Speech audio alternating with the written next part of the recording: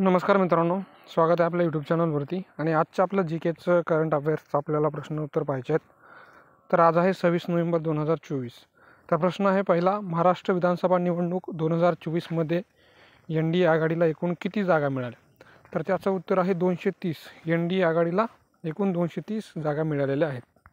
तर प्रश्न दुसरा, महाराष्ट्र विधानसभा निवडणूक 2024मध्ये भारतीय जनता पक्षाला सर्वाधिक किती जागा मिळालेल्या आहेत? म्हणजे आता नुकतीच निवडणूक पार पडलेली आहे मित्रांनो, आणि सगळ्यात जास्त भारतीय जनता पार्टी या पक्षाने 132 जागा मिळवलेल्या आहेत. तर हा पण प्रश्न विचारू शकतात की सगळ्यात जास्त विधानसभा निवडणूकमध्ये कोणत्या पक्षाने जागा जिंकलेल्या आहेत? तर भारतीय जनता पार्टी या पक्षाने सर्वात जास्त जागा जिंकलेल्या आहेत आणि ते आहेत 132. तर प्रश्न तिसरा, महाराष्ट्र विधानसभा निवडणूक 2024मध्ये इंडिया आघाडीने एकूण किती जागा जिंकल्या आहेत? तर याचं उत्तर आहे 50. इंडिया आघाडीने 50 जागा जिंकलेल्या आहेत. सबस्क्राईब करा मित्रांनो, लाईक करा. आपण बघूयात पुढचा प्रश्न. महत्त्वाचे प्रश्न आहेत मित्रांनो. प्रश्न चौथा असा आहे, महाराष्ट्र विधानसभा निवडणूक 2024मध्ये राज्यात सर्वाधिक मताने कोण निवडून आले? तर याचं उत्तर आहे काशीराम पावरा. जे आमदार आहेत हे सर्वाधिक जास्त मताने निवडून आलेले आहेत. आणि तुम्हाला जसं की तुम्ही एखाद्या तालुक्याच्या ठिकाणी, जिल्ह्याच्या ठिकाणी फॉर्म भरलेला असतो आपण, त्या जिल्ह्यामध्ये जो तालुका आहे त्या तालुक्याला कोण आमदार आहे किंवा तो किती मताने निवडून आलेला आहे असा देखील प्रश्न येऊ शकतो. त्यामुळे आपण त्याचासुद्धा अभ्यास करणं गरजेचं आहे मित्रांनो. महत्त्वाचा प्रश्न पुढचा, महाराष्ट्र विधानसभा निवडणूक 2024मध्ये नोटाला किती टक्के मतदान झाले आहे? तर त्याचं उत्तर आहे 0.72%. तर नोटा म्हणजे ते आपलं मत किंवा आपण भोगस म्हणू शकतो. ते मत आपलं कोणालाही जात नाही. म्हणजे जे काय उमेदवार असतील त्या दोघांपैकी आपल्याला मत द्यायचं नाही कोणालाच, याचा अर्थ असा होतो.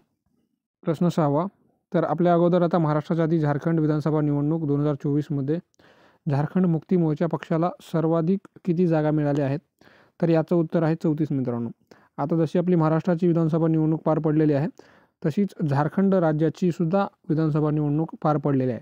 त्याच्यामध्ये 2024मध्ये झारखंड मुक्ती मोर्चा पक्ष आहे त्याला सर्वाधिक किती जागा मिळाल्या आहेत अशा पद्धतीनं पण प्रश्न विचारला जाऊ शकतो.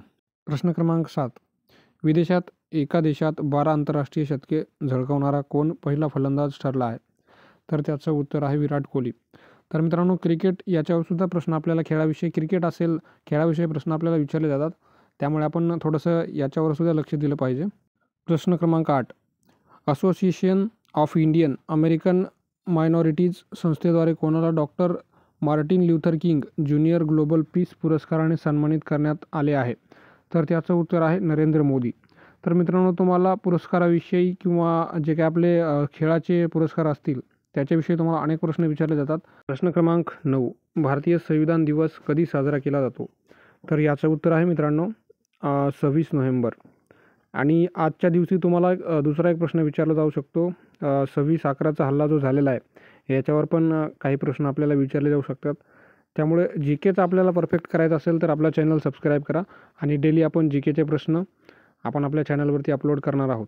आणि करंट अफेअर्स म्हणजे आपल्याला डेलीचं जे येणार आहे, आता आपल्याला मुंबईचा लास्टचा मला वाटतं निवडणूक आपली प्रक्रिया पार पडलेली आहे.